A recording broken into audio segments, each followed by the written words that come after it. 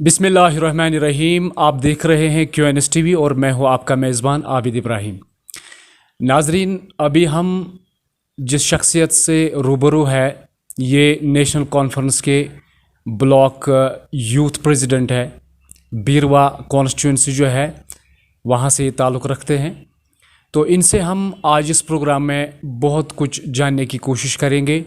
तो आइए इनसे मज़ीद जानने की कोशिश करेंगे। अशफाक अब्दुल्ला, सबसे पहले आपका QNS TV में खैर मकदम। आप हमें बताइए, डेवलपमेंट के हिसाब से हम पहले बात करेंगे। अगर बीरवा की बात करेंगे तो बीरवा हर लिहाज से पिछड़ा हुआ एक सब डिस्ट्रिक्ट है, इसकी क्या वजह है? और दूसरा ये साथ में आप हमें ये भी बताओगे कि आपका जो अभी लाहे अमल है, आपका जो अभी काम चल रहा है, वो किन चीज़ों पे आपका ज़्यादा फोकस है? औज़ु बिल्लाहि मिनश शैतानिर रजीम, बिस्मिल्लाहिर्रहमानिर्रहीम। मैं सबसे पहले आपका शुक्रगुज़ार हूँ कि आप यहाँ आए और हमसे कुछ बात जानने की कोशिश कर रहे हो।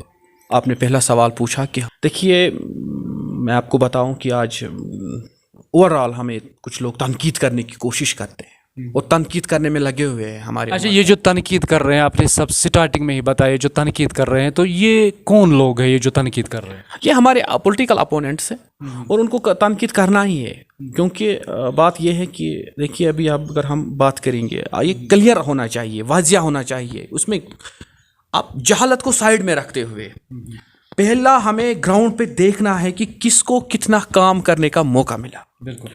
आप 2002 से ले लीजिए, 2002 से लेकर 2008 तक हमारे जो है MLA रहे, वो अल्लाह ताला उन्हें मगफिरत करे, वो मरहूम है सरफराज खान साहब। उस वक्त उनकी गवर्नमेंट भी थी और वो उस वक्त शायद मुझे याद है कि वो उस वक्त हज औकाफ के मिनिस्टर थे, वज़ीर मुमलकत थे। तो उसको तो काम करने का मौका मिला, लेकिन 2008 से लेकर 2014 तक उसमें भी हमारी जमात का MLA नहीं बना। भले ही हुकूमत हमारी थी, लेकिन ग्राउंड लेवल पे हमारा MLA नहीं था। लेकिन 2015 में जब 2014 के आखिर में जब इलेक्शन हुए, तो 15 में जब रिज़ल्ट सामने आए, तो मुझे याद है कि उमर साहब ने उस वक्त कहा था कि बीरवा के लिए बहुत कुछ करने की ज़रूरत है। तो उस वक्त उमर साहब ने कुछ प्रोजेक्ट साथ में लिए, उनको सिर्फ 1.5 साल काम करने का मौका मिला। 2.5 साल तो मिले, लेकिन उसमें 1 साल जो 2016। मगर उन 2.5 सालों में उमर अब्दुल्ला जो है, उन्होंने 1.5 साल में उन्होंने क्या क्या किया बीरवा के लिए? उमर अब्दुल्ला साहब ने बीरवा के लिए उन 1.5 सालों में उन्होंने 216 करोड़ रुपए उन्होंने खर्च किए बीरवा कॉन्स्टिट्यूंसी के अंदर।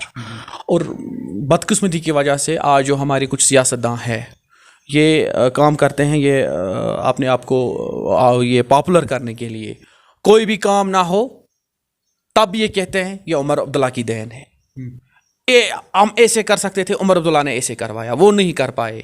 लेकिन मैं आपको बताऊं कि जो 2019 में जो वो पॉलिटिकल सिनेरियो हमारा चेंज हो गया, एक सैलाब आया, तो 370-35 से एक हम जो है मजलूम बन गए उस वक्त से।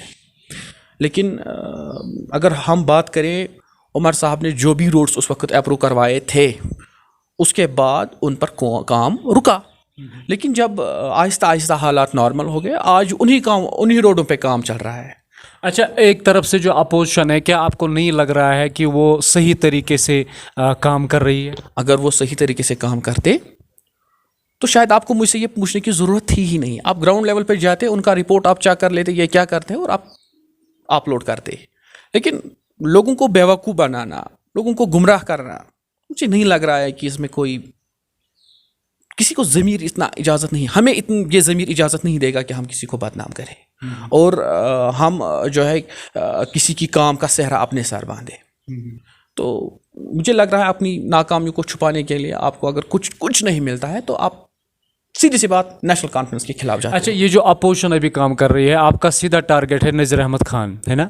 नज़ीर अहमद खान आपका टारगेट? मेरा सीधा टारगेट नज़ीर अहमद खान हो या नहीं, अपोजिशन तो वही है ना। अपोजिशन जो भी करता है, और ग्राउंड लेवल पर हम अगर देखेंगे, मुझे नाम लेने की ज़रूरत नहीं है उन लोगों की जो हमारे अपोजिशन में है, तो آپ کو دیکھنا ہوگا بیروا کو جب سب ڈسٹرکٹ ملا وہ کس کے دور میں ملا؟ تب تو NC کانگریس گورنمنٹ تھی. نہیں وہ تو صحیح بات ہے، مگر ابھی جو آپ کہہ رہے ہیں کہ آپ زیادہ تنقید کا نشانہ کر رہے ہو، آپ تنقید آپ ٹارگیٹ کر رہے ہو، تو ٹارگیٹ میں کیا آپ کو نہیں لگ رہا ہے کہ ڈیولپمنٹ نہیں ہوئی ہے؟ آپ ایسے بتاؤ کہ کہاں کہاں پہ ڈیولپمنٹ نہیں ہو رہی ہے. کہاں ہوگی؟ آپ یہاں آئے، آپ گاڑی میں آئے ہوں گے یا پیدل آ گئے؟ میں گاڑی میں آیا. گاڑی میں آیا تو آپ نے دیکھا ہوگا روڈ کی حالت. بالکل، روڈ کی حالت تو بہت خستہ ہے. کیوں؟ اگر آج آپ کو 2 سال ہونے والے ہیں کہ آپ DDC چیئرمین بن چکے ہیں اور آپ 2 سال آپ کے مکمل ہونے والے ہیں، اور آج بھی جو ہے ہمارا روڈ جوں کی توں ہے. آپ اپنی ناکامیوں کو چھپانے کے لیے آپ CRF کے پروجیکٹس گنوا رہے ہو.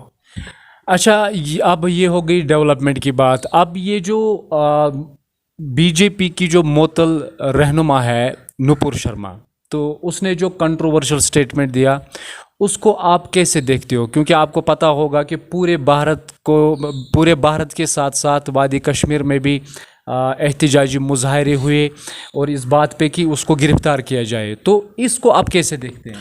دیکھیے، میں پہلے یہ کہوں گا کہ سب سے پہلے ایک نیشنل نیوز چینل پہ آپ ہمارے پروفٹ محمد صلی اللہ علیہ وسلم کی جو ہے ان کی شان میں گستاخی کر رہے ہو.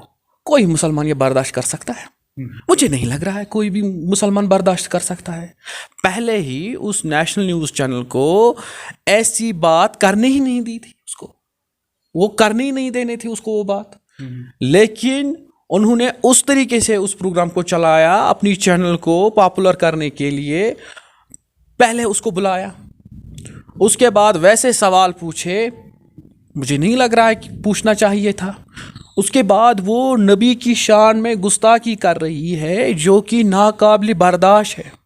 جو ہے میں کہہ رہا ہوں اگر میں خود مر جاؤں، میرا سب کچھ ختم ہو جائے، مجھ سے سب کچھ چھینا جائے، مجھے دکھ نہیں ہوگا، لیکن اتنا کہنے سے مجھے بہت دکھ ہوا. اچھا، یہ رہی نپور شرما کی بات. تو آگے آپ کا کیا رول رہے گا پورے اس علاقے کے لیے؟ کیونکہ آپ نے پہلے ہی بات کی ڈیولپمنٹ نہیں ہے، ہمیں نظر انداز کیا جاتا ہے، ہمیں ٹارگٹ کیا جاتا ہے، لیکن اب آپ کی طرف سے اس پورے علاقے کے لیے کیا ہوگا وہ ہم اپنے ناظرین تک پہنچائیں گے.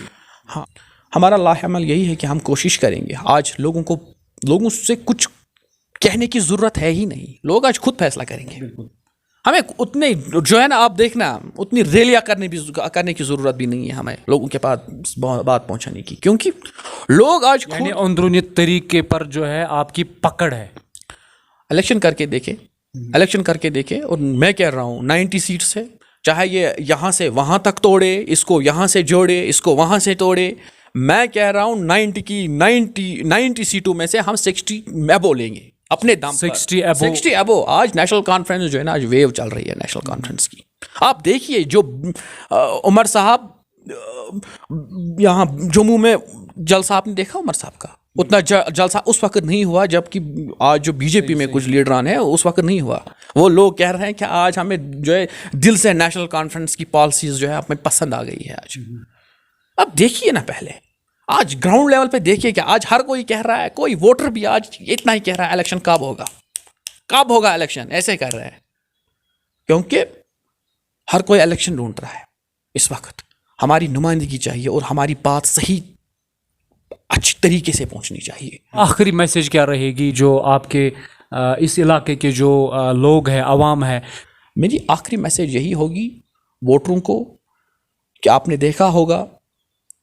دیکھا ہے 4 سالوں سے ہم اپنی حکومت سے محروم ہیں. انشاءاللہ جب یہ موقع آئے گا تو بھاری اکثریت سے ہمیں ووٹ حل کے نشان پر ہمیں بٹن دبانا ہوگا اور عمر صاحب کو بھاری اکثریت سے ہمیں جتانا ہوگا. اور 2/3 میجارٹی نیشنل کانفرنس کی ہوگی انشاءاللہ. 2/3 میجارٹی. تو ناظرین، یہ تھے بیروا کانسٹیچوئنسی کے NC یوتھ پریزیڈنٹ اشفاق عبداللہ. تو اب ملتے ہیں اگلے شمارے میں، تب تک دیجیے میزبان عابد ابراہیم کو اجازت، اور آپ دیکھتے رہیے QNS TV. خدا حافظ.